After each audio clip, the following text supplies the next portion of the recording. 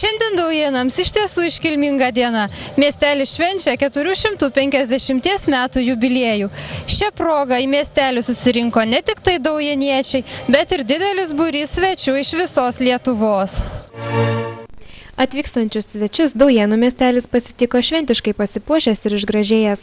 Nuo pat ryto žmonės būriavosi prie Daujėnų bažnyčios, laukė Panevėžio vyskupo Jo Ekscelencijos Jono Kaunecko. Šventose mišiose dalyvavo maestro Petro Vaičekonio vadovaujamas bažnytinis vyrų choras Skliautai iš Vilniaus. Jaukioje bažnyčioje mišias aukojo pats vyskupas Jonas Kauneckas. Vyskupas priminė Daujėnų miestelio istoriją, pasidžiaugė gražiu 450 metų jubiliejumi ir daujėnais, kurie išugdė tiek daug darbščių, išsilavinusių ir garsių Lietuvos žmonių. Palinkėjęs Daujėnams ir toliau savo varpais kviesti vis didesnės tinkinčiųjų mines, išauginti dar daug didžių žmonių, vyskupas pašventino miestelio herbą ir vėliavą. Po šventų mišių žmonės skubėjo į centrinę aikštę, kur šventę pradėjo daujėniečius ir svečius pasveikino jubiliejaus iniciatorius Daujėnų seniūnas Stasys Mackevičius. Jis supažindino šventės dalyvius su miestelio istorija. Vyskupas Jonas Kauneckas po sveikinimo žodžių pridūrė, jog jo tėvai palaidoti Daujėnų kapinėse. Seimo narys Alfonsas Pulokas pasidžiaugė pagražėjusiu miesteliu, palinkėjo geros šventės. Pasvalio rajono meras Gintautas Gegužinskas daujėniečius ragino padėti vieni kitiems, linkėjo, kad tokios bendruomenės kaip Daujėnai būtų visame rajone. Lietuvos kaimo rašytojų sąjungos narys 2003 metų vyskupų literatūrinės premijos laureatas, istorikas Kazimieras Vyčas pabrėžė, kad apie Daujėnus yra išleista labai mažai knygų, ragino žmonės siekti mokslų, lavintis. Kalbėjo ir buvęs Daujėnų mokyklos mokinys kraštietis Albertas Janušonis. Vaškų seniūnas Vladas Vitkauskas pastebėjo, jog Daujėnuose kasmet vis daugiau atsiranda paminklų, kuriuose įamžinamos istorinės datos. Juozas Beniulis Daujėnams net sukūrė eilėraštį, kuris pretenduoja tapti miestelio himnu. Kalbėjo didžiausias, net 1000 hektarų dirbantis Daujėnų ūkininkas Petras Karoblis.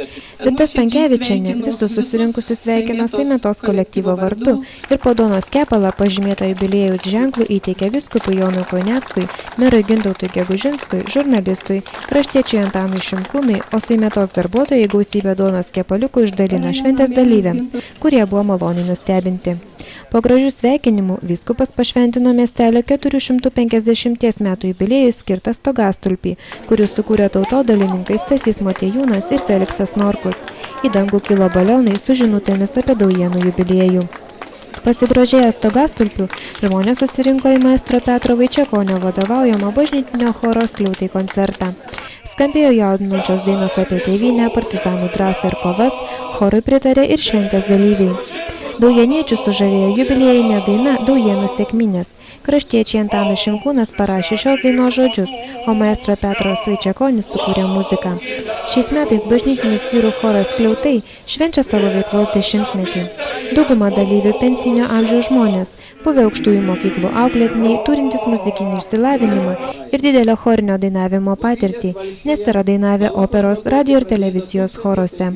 Daugelis choristų yra tarptautinių chorinės muzikos festivalių laureatai. Atsidėkodamas už nuostabų koncertą ir Daujėnams sukurtą dainą, seniūnas Stasys Mackevičius choro Skliautai vadovui Petrui Vaičekoniui ir jo prezidentui Edvardui Beinartui užrišo po juostą ir įteikė Daujėnų jubiliejinį medalį, o choristai ištraukė miestelio himnui rekomenduojamą giesmę. Pasibaigus koncertui, žurnalistas kraštietis Antanas Šimkūnas pristatė savo sudarytą knygą Daujėnai. Ją paskatino išleisti Daujėnų jubiliejus. Padėkota rėmėjams Pasvalio savivaldybei, Pasvalio rajono laikraščiui Darbas, akciniai bendrovei Lenauda, įmonei Seimeta, ūkininkui Petrui Karobliui, verslininkui Vladui Linkevičiui, Daujėnų seniūnui Stasiui Mackevičiui, ūkininkams Kazimierui Kelpšui ir Pranui Vyčui, Pasvalio pirminės asmens sveikatos priežiūros centro vyriausiam gydytojui Antanui Matului, Pasvalio kredito unijai ir kitiems. Knyga nebūtų sudaryta, jei ne jos bendra autoriai. Vyskupas Jonas Kauneckas, Vilniaus universiteto profesorius Mykolas Michenbertas, profesorius Antanas Vadopalas, poetas Mykolas Karčiauskas, rašytojas Kazimieras Vyčas, dirigentas Petras Vaičekonis, jo sesuo Jozefa Vaičekonytė, Vaškų seniūnas Vladas Vitkauskas, Daujėnų seniūnas Stasys Mackevičius, Daujėnų seniūno pavaduotoja Danutė Žalienė, Daujėnų aludaris Stanislovas Majauskas ir kiti. Keletas knygos bendraautorių jau mirė. Rėmėjams ir knygos bendraautoriams įteiktos knygos Daujėnai, o jo sudarytojui Antanui Šimkūnui užrišta juosta ir įteiktas padėkos raštas. Aš tikrai džiaugiuosi, kad į Daujėnus suplūdo tiek žmonių ir švęsdami 450 metų jubiliejų žmonės džiaugiasi, žmonės linksmi. Ryte pradėjo nuo šventų mišių, tarytume apsivalę, tarytume tapę šviesesni, gražesni, susirinko į aikštę, kur dalyvauja koncertuose, dalyvauja vaikštynėse, paprasčiausiai džiaugiasi. Ir gerai, Pasvalys prieš kelis metus šventė savo 500 metų jubiliejų, kad tai perima kitos gyvenvietės, kiti miesteliai ir turi savo vėliavą, savo herbus, turi kažkokius simbolius, kurie vienyje bendruomenę. O jeigu bus stiprios bendruomenės, mums visiems bus geriau. Po knygos Daujėnai pristatymo šventę tęsė Daujėnų pagrindinės mokyklos teatro ir folkloro studijos teatralizuota poema Daujėnai. Jos režisierius Vytautas Tragis. Spektaklio esmė – suvokti, jog žmogaus gyvenimas yra laikinas ir labai trumpas. Režisierius paminėjo, jog šį spektaklį sukūrė per metus. Man iš tikrųjų irgi labai gera dalyvauti, aš ne vienoj tokioj šventėje esu dalyvavęs ir tikrai tokios šventės seniūnijose darosi vis populiaresnės. Ir Daujėnai, pažiūrėkit, kiek žmonių gražių iš visų Lietuvos kampelių, čia augę, čia gimė, kažkur dirba ir dirba šitam kraštui. Ir vat aš rankose turiu knygą išleistą, sudarytojas Antanas Šimkūnas, čia matėt Stogastulpis, yra paroda siuvinėtų darbų labai graži. Spektakliai, viskas tas būrė žmonės ir kaip aš sakau, čia yra tautos turtas ir taip mes gausinam tą tautos turtą. Ir visiems to linkiu. Didžiausio žiūrovų susidomėjimo sulaukė pusbrolių Aliukų ir sesutės koncertas, savo nuotaikingomis melodijomis išjudinęs ir seną ir jauną, o pakaidaujančius ir iš šokio sūkurį sukvietęs.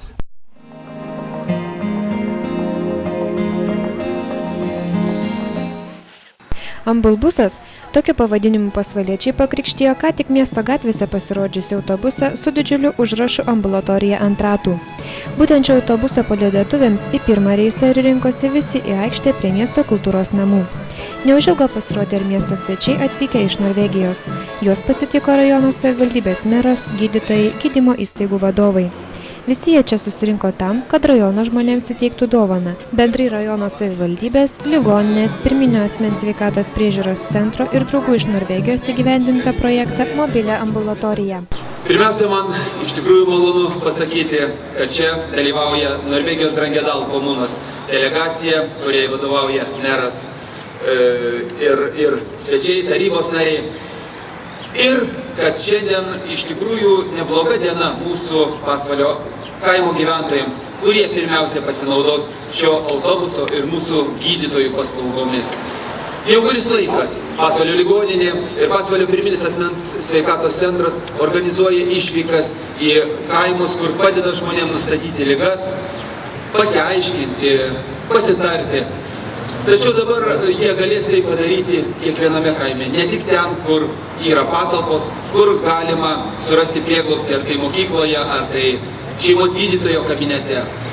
Aš esu dėkingas Pasvalio pirminės asmens sveikatos priežiūros centro vyriausiam gydytojui Antanui Matului, Pasvalio ligoninės vyriausiam gydytojui Rolandui Rastauskui, Pasvalio rajono savivaldybės tarybos nariams, kurie sutiko dalį lėšų, tų lėšų, kurios įplaukė į rajono biudžetą, skirti tam, kad štai šitas autobusas būtų sutvarkytas ir parengtas kelionėms į kaimą. Svečias iš Norvegijos, Drangedal komunos meras pajuokavo, kad Norvegijoje žmonės patys vaikšto pas gydytojus, o Pasvalyje viskas daroma atvirkščiai. Jis palinkėjo gydytojams, kurie dirbs šioje ambulatorijoje ant ratų, kuo geriausios sveikatos bei sėkmės. Pasvalio pirminės asmens sveikatos priežiūros centro vyriausiasis gydytojas Antanas Matulas trumpai paaiškino, kad imti šio projekto paskatino šalies ekonominė situacija, keliai ir pragyvenimo lygis. Be to gydytojas supažindino su šios naujos ambulatorijos teikiamomis paslaugomis. Ir ultragarsą ištirs, ir visus vidaus organus, ir ginekologas pakonsultuos, ir akių daktaras pakonsultuos, ir chirurgas. Ir dirbs šeimos gydytojas, registruos, ištirs cholesterolį, cukrų, kraujospūdį pamatuos. Ir visais tais tyrimais toliau tas žmogus, bus nukreiptas pas savo šeimos daktarą, kuris ir spręs. Tai yra pagalba, kol mūsų pragyvenimo lygis, kol galimybės pasiekti daktarą mažuose kaimuose bus didesnis. Aš tikiuosi, kad tas autobusas sėkmingai dirbs kokius 3, 4, 5 metus ir per tą laiką mes pavysim tikriausiai gal ir norvegus jau. Ligoninės vyriausiasis gydytojas Rolandas Rastauskas supažindino su šio autobuso atsiradimo istorija, nuveiktais darbais įgyvendinant šią iniciatyvą. Ir aš manau, kad šita mūsų akcija, kaip yra nevienkartinė, tikrai prisidės prie to, kad pasvalio gyventojams bus anksčiau diagnozuotos lygos, kad anksčiau bus nustatytos akių lygos, onkologinės lygos ir kitos lygos, ir tai padės, nes kuo anksčiau diagnozuota liga, tuo lengviau lygą išgydyti. Tuo bus mūsų pasvalio rajone sveikesni žmonės. Savo sveikinimo žodį tarė ir gydytoja docentė Genovaitė Jusaitienė. Naująjį autobusą pašventino kunigas dekanas Algimantas Neverauskas. Gydytojas Antanas Matulas padėkojo rėmėjams ir pakvietė visus susipažinti su ambulatorijos kabinetais bei įranga.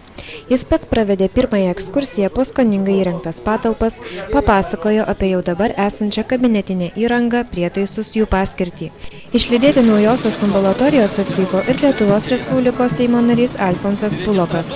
O į pirmąjį reisą ambulbusą su pilnu gydytojų desantu išvairavo daugiausia darbo prie autobuso pertvarkymo idėjas vairuotojas Virginijus Grabauskas.